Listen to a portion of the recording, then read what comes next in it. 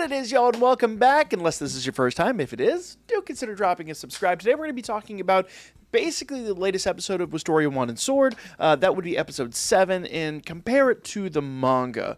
Because I'm going to be honest with you guys, this is a really good adaptation. There are some great adaptations out there. There are some questionable ones.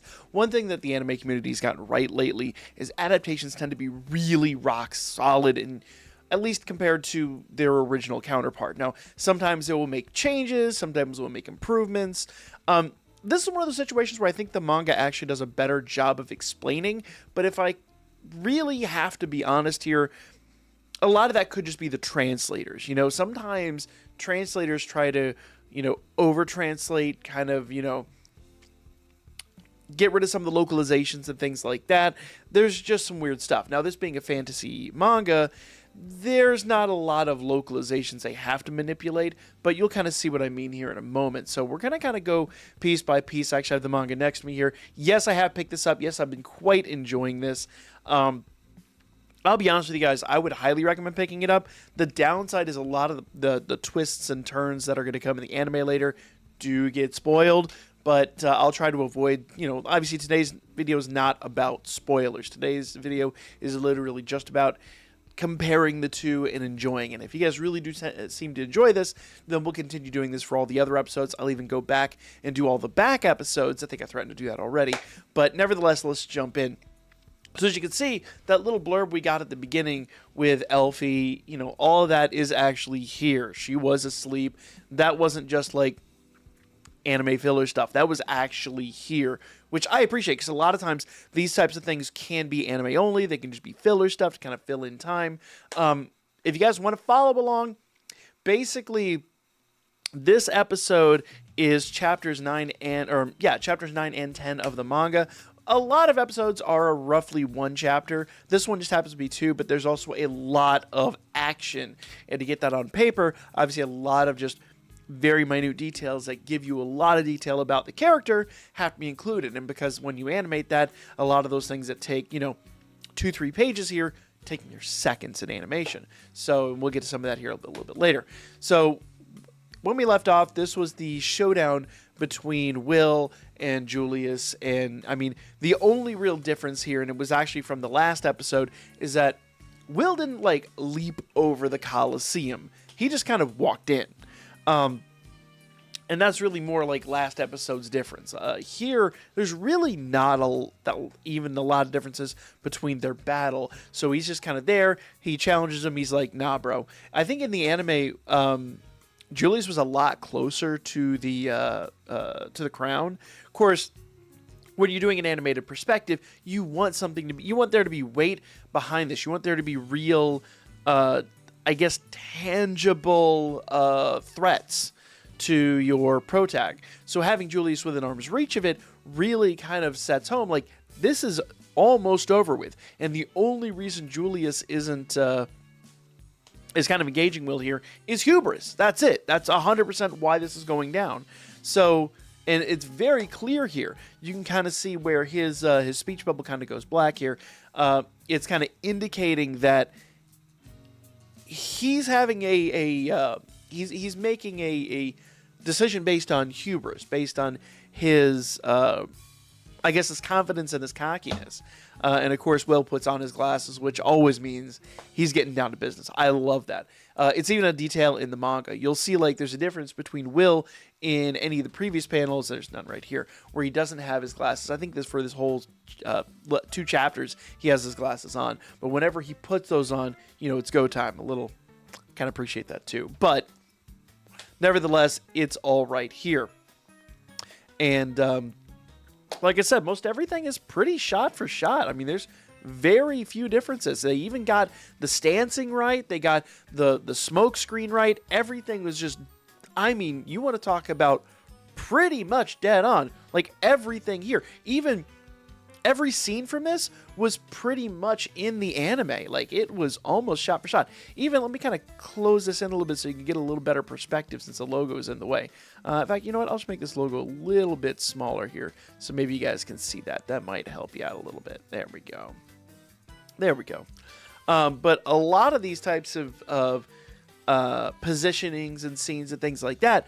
All of that was there. Like, none of this was, like, they really did a fantastic job of adapting a very action-packed couple of chapters into one consolidated episode without it feeling rushed or stretched out. It was a really, really, really, really well planned out from the animator's perspective.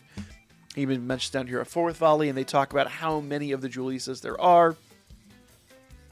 And he's like, there's 4 of them. He's like, and this is where he starts to figure it out. Obviously, you've got even, notice the magical elements and all that. Everything here is exactly as you saw it in the anime. A lot of times, little details like this could just be added or things like that. No, literally everything that's on paper makes it into the episode, which is crazy. And it doesn't seem like there's a whole lot from the episode that didn't make it onto paper. So that's awesome. Of course, he gets, and even this, where he's frozen, this is like an exact scene out of the anime, up to and including that little the magical camera drone Quidditch thing is just chilling there, like, just like it was in the anime. I think it was like floating through, but still, like, obviously you can't do that on paper, but here it is. I don't, it's been a minute since I watched the episode. I don't remember whether Workner, whatever his name was, whether he's actually in the arena or not. I thought he was in his office while this was going down, which wouldn't make a lot of sense, but I think that's one of the very few changes. But again, that could just be it's such a passing moment in the anime. It could just be my memory failing me. But everything here is absolutely as you see it. Even that expression, I adored that expression from the anime.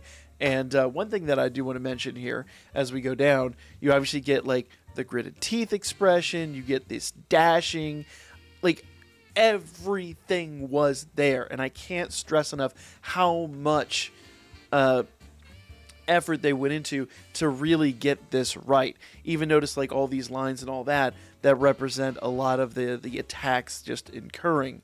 And of course, once he gets trapped in there, of course, this was, if we go back here, that's him getting trapped in the pyramid of ice. This little thing right here, where all the beams came down and trapped him in the pyramid of ice. And then, of course, we have the giant, it's basically a spirit bomb of ice incoming, and just the sheer gravity, no pun intended, of all of this going down. Even the facial expressions are spot on. I mean, once again, kudos to the studio that's handling this, because they are...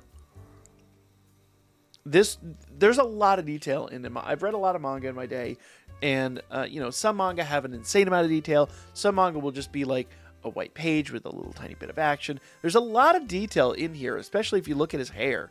Like, his hair is just a mess, and they basically nailed that. Like, this is...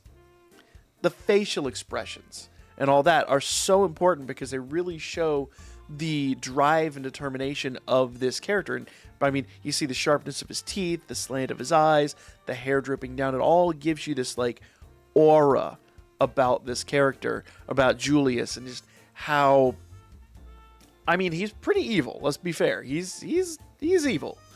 Once again, there's not a lot to unfortunately pick apart here, because everything is so spot on, up to and including this shot where he breaks out and is just full beast mode. It's really fantastic. I really enjoyed this episode. I think it's great. And one of the things that really shocked me when I was actually reading this versus watching it, and I didn't realize this the first time I read through, but if we kind of go forward here, there's even this scene in the manga where he mentions to Julius, like, hey, old girl, like, Elfie, designed that magic when she was, like, 2. And he's like, I'm better than that. And if you keep going down here, they actually get that scene where he had that weird close-up where his eyes get, like, all squirrely and far apart. Even that, this is all the stuff where it's the background of him and Elfie, where he's talking about, oh, she used to taunt me with this attack when she was, like, a kid. When I say a kid, I mean, like, a kid. And, of course, you probably watched the episode at this point. nevertheless, that whole like sequence right there where he's having that emotional like breakdown where he's like, I was so proud of myself for learning the spell, but I'm no better than an infant. I think it was translated a little bit differently in the anime. He was like, no, I'm not on the level of a toddler or something like that, whatever he said. Basically the same idea. This dude is breaking and you can see it. And they even recreated this. They had like a zoom in effect on him when that was all going down to replicate this scene. Just kudos to the studio for making all that happen. Absolutely love it, guys. I am hooked on this series. The manga is fantastic so far. I'm trying to not read too far ahead, but it's really hard not to. Little side note, the next episode is going to be a cooldown episode. So don't get too crazy excited. It is kind of what you expect post such a huge arc. But I kind of figure we're going to have like one little tiny cooldown episode, and then we'll probably be back into it pretty soon. So looking forward to the rest of the season. It's going to be absolutely awesome, absolutely fantastic. And then shortly after that ends, I think maybe, yeah, right around the same time that ends, we should be picking up with Danmachi Season 5. And I am hyped for that. So like, comment, share, guys. And we'll be back with more coming up real soon.